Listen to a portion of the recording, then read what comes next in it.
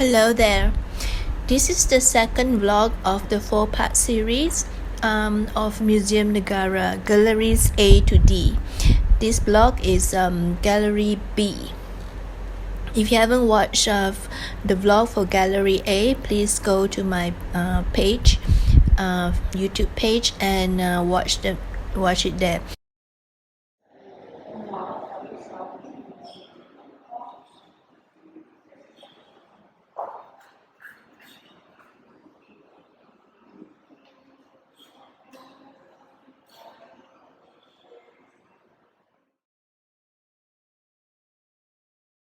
Kingdoms.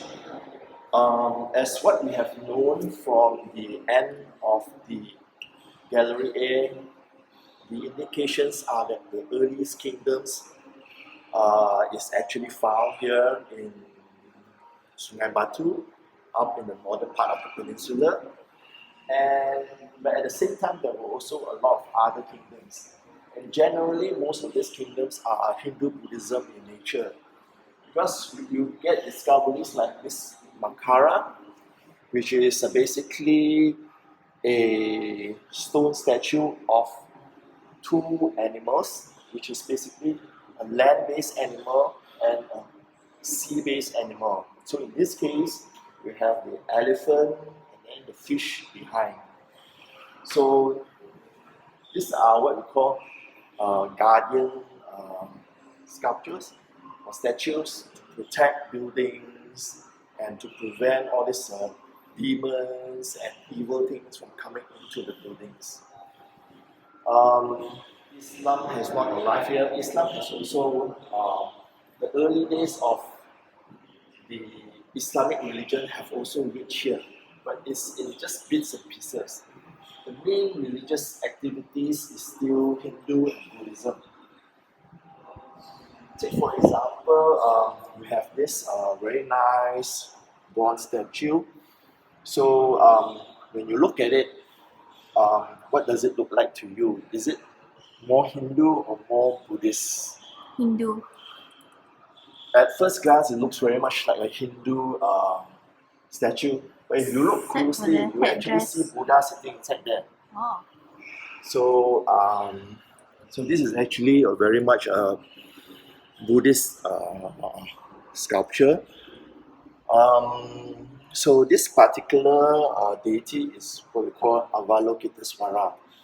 So Avalokitesvara is actually the original name. So when the Buddhist religion goes into China, this particular deity sort of undergo a change. It becomes more feminine. Okay, so the modern name for it is Kuan Yin. Okay, so this if you look at the statues of Kuan Yin, you will know that it's a lot more feminine compared to the old structure. So why do you think that they change it? I don't know. Normally, when you talk about goddess of mercy, it's very much about compassion and things, right? Yeah. So when you want to talk about all these attributes,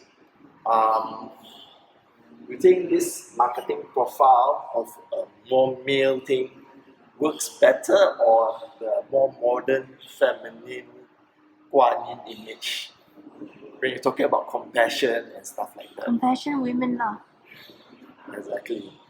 Because you have to remember, during that period of time, not many people can read or write.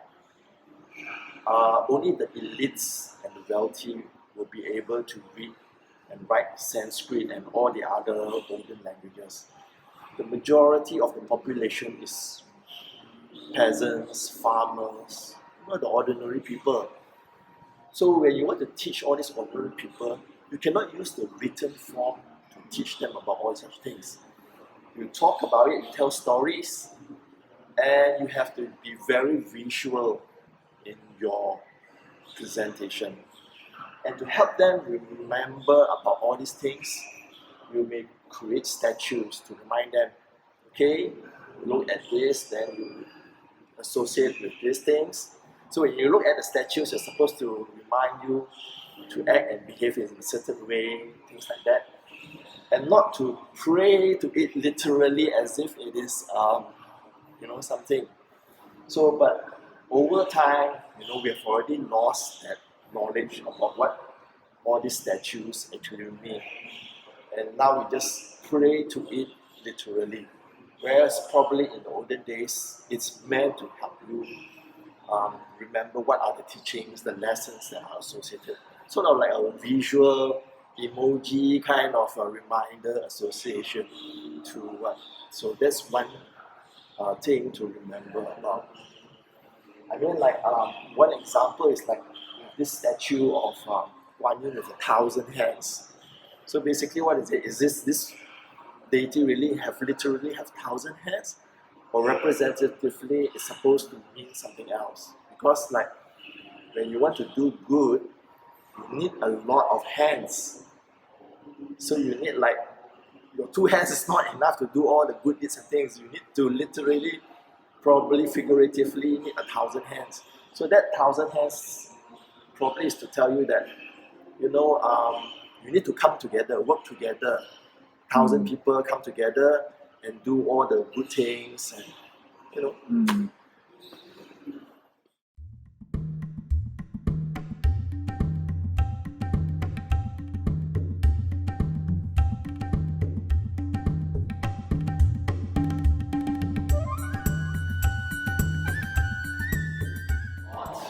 we have like Nagara, Mataram, Kediri.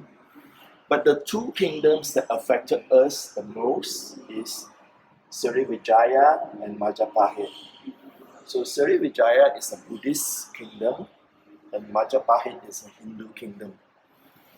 Another thing about the landforms here is that we are very much separated by the seas, and most of the kingdoms are either maritime in nature or agrarian in nature. So if you think that the seas keep all these kingdoms apart, then you are actually wrong. Because the technology is available to bring all these kingdoms together. Otherwise, how would you carry all the drums and stuff like that from one kingdom to another? So all this advanced technology is available to bring the different kingdoms together. And it was actually a very busy area with a lot of ships moving from one place to another. So here, these are more examples of early kingdoms, like this Borobudur that I was telling you about. So the discovery of the Borobudur was actually made by this person called Raffles. So in case you are wondering what is Raffles doing in Java, well, most people do not realize it, but there was actually a very short period of time when the British actually ruled the Java. Okay? But we will get to know more about this Raffles in writing later on. So from there, we know that most of all these early kingdoms are Hindu Buddhist in nature. So when does the Islamic kingdoms comes about? Malacca. Malacca is basically the first Islamic kingdom to appear in this place. But that does not mean that Islam only appeared here when Malacca became Islamic. Like what I mentioned earlier, there were already indications of Islam here much earlier. In fact, if you compare when Islam comes to these lands, you would find that Malacca is not the first. The first is actually Kedah. Okay? Kedah becomes Islamic in the year 1131, which is way much earlier than the 1400 when Malacca was formed. But why don't we talk about Kedah and we only, focus more on Malacca? Because this is kingdom size, whereas Kedah is just only a small city-state. So, and besides Kedah, other places like Aceh also was Islamic. But again, it's all very small. So generally, we pay much more attention to the bigger entity.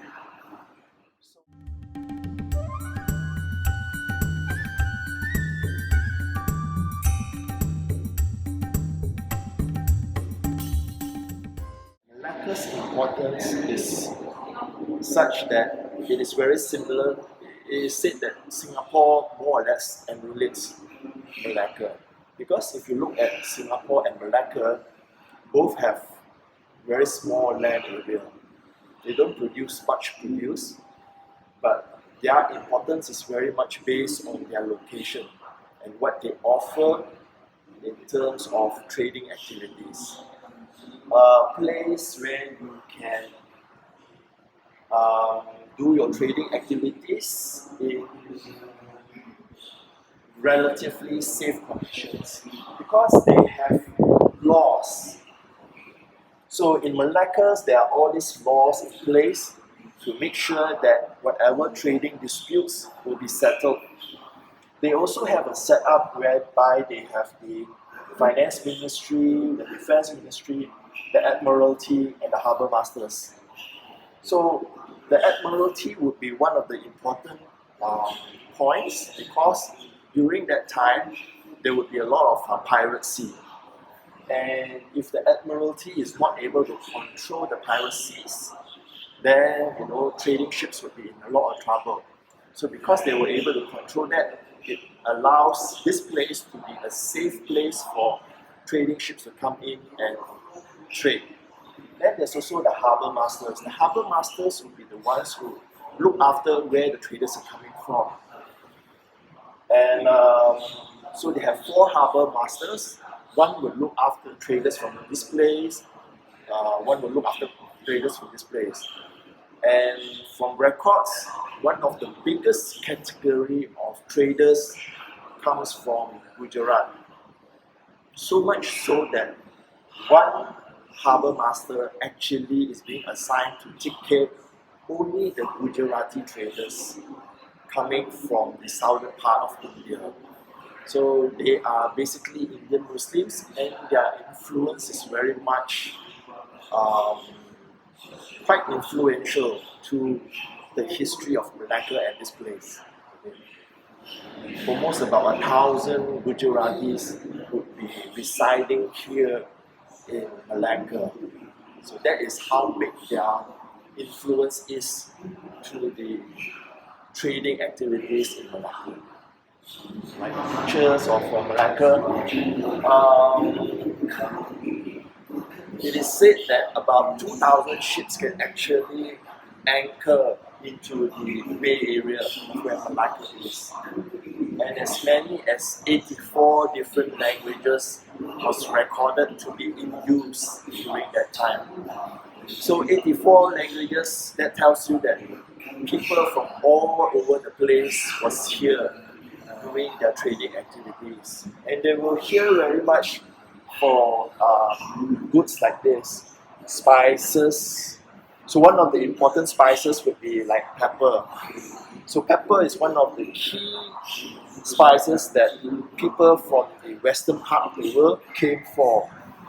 So if I were to sell you a kilogram of pepper and the payment is in gold, how much would you be willing to give me in gold by weight to buy just 1 kilogram of pepper?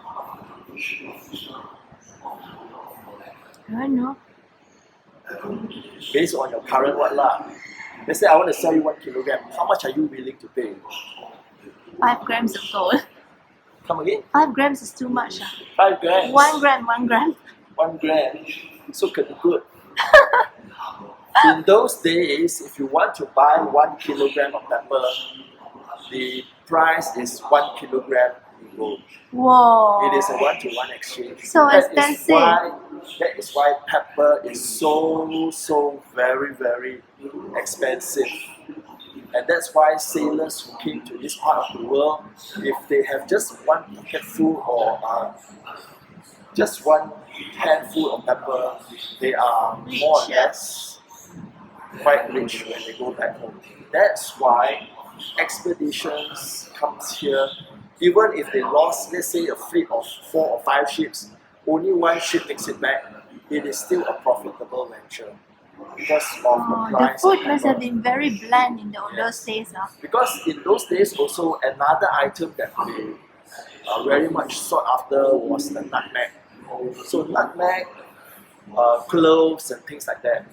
So one of the possible reasons is could be because of what happened in Europe. Very similar to what's happening now with this COVID-19, but in those days they had the Black Plague.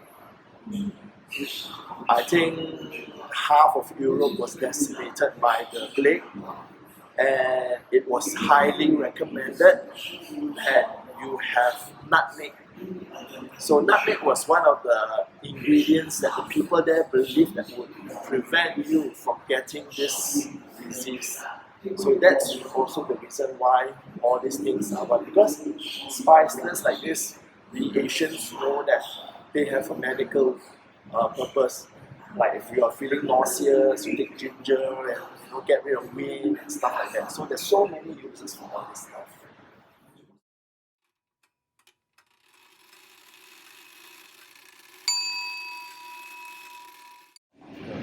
A lot of shipwrecks. So we have quite a number of shipwrecks over on the east coast, not so much on the west coast. In particular, take note of the Nassau, okay? So, but this wreck should be located somewhere here, not so high up. So all these wrecks, you will find a lot of all these salvage goods, ceramics from China, other parts of the surrounding places in China. So, and then you also have goods, cotton goods from India.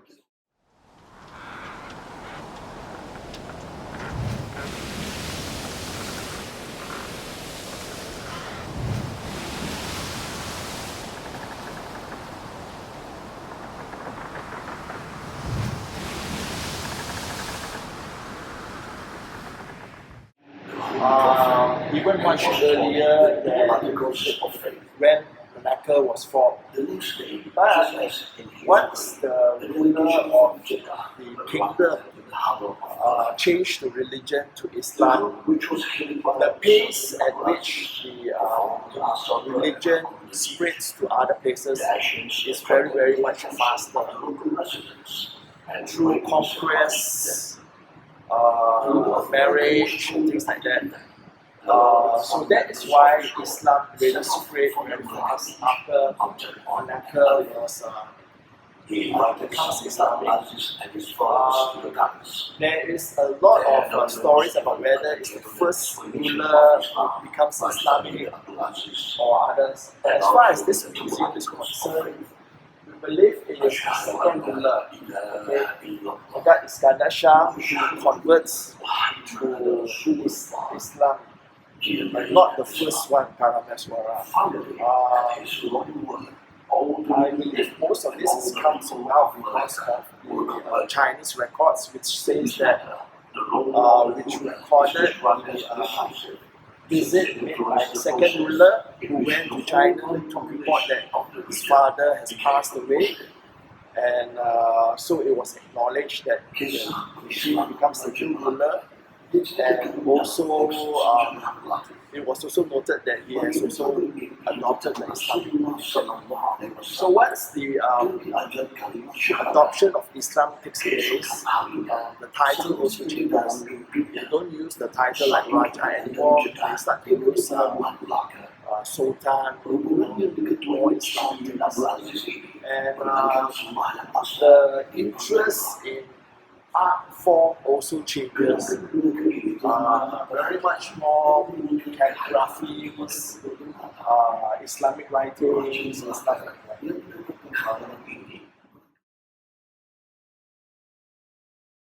It's actually produced in China. So in the early days, they were producing very much Chinese like flowers, dragons, phoenix, and stuff like that.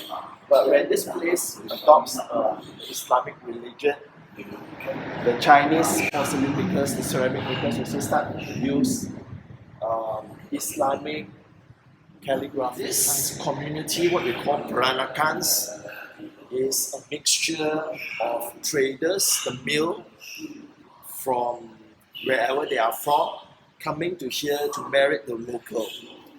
So the Chinese one is very much well known. The Chinese traders will come here, and then when they meet, they marry the locals. The local wife will bring in the clothing, the cuisines, and stuff like that, and the male side would have the religion and things like that. But besides the famous Peranakan, which is the Baba Nonya, there's also the Indian local Malay mix, which we call the Chittis. So here in Malacca, there's actually a Chitti community. They have their own kampong, and there's also a little museum down there, so you can actually find out. So these Chittis are basically Hindus, and they practice the Hindu religion, but the wife is local Malay, and they would bring in the Malay style of cooking, the dressing and things like that, very much like the Chinese Baba Nonya. But like both the Baba Nonya, all these local communities, they are very much diminishing, and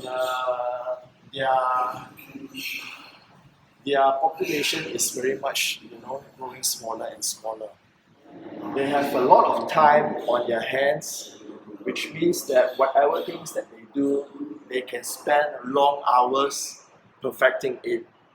The cuisines, they can make it very finely chopped, grated and prepared. They can spend a lot of time on doing the embroidery, like shoes like this.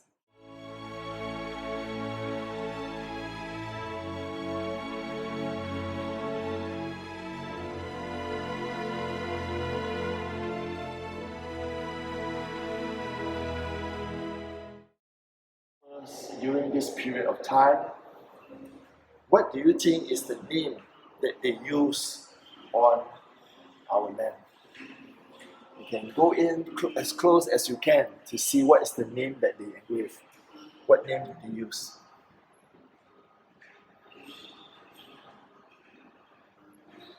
You see it? Malacca.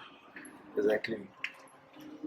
This place is known as Malacca because that is how famous Malacca is. So even the map makers, they call this place Malacca. The entire peninsula is called Malacca.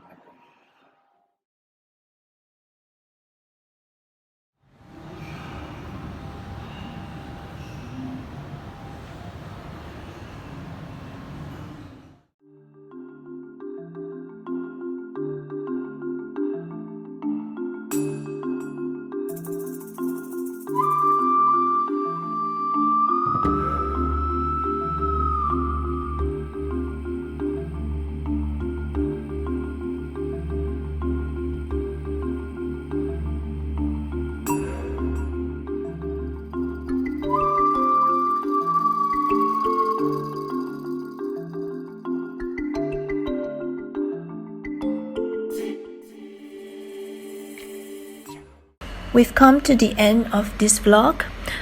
This is the second of the 4 vlog series. I hope you will continue watching the third and fourth vlog of this series. If you haven't watched the first one, please go back to my page and watch the first vlog. As always, please click like, share and subscribe. Thank you. See you.